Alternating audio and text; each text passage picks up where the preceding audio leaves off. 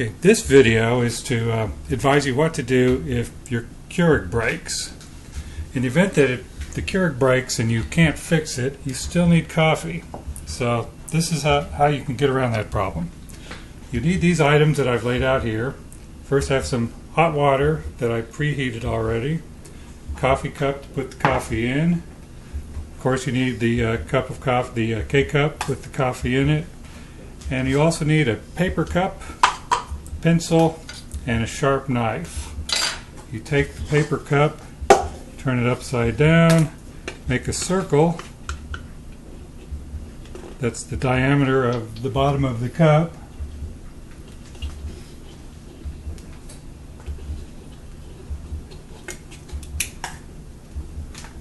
You take the knife and you cut a hole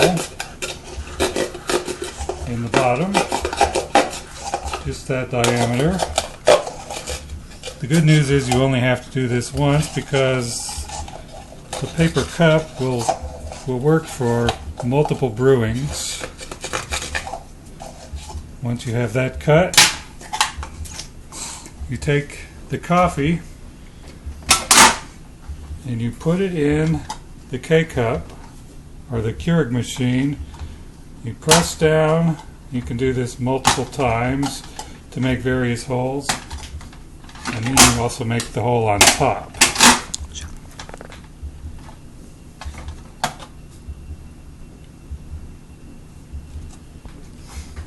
Now you place it inside your paper cup. Push it down.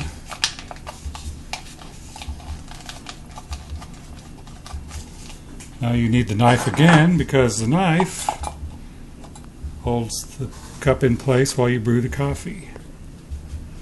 Pour the hot water in.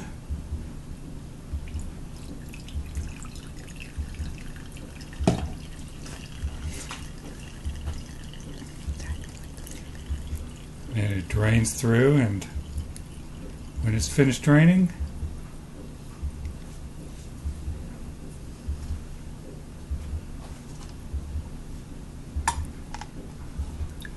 you have coffee.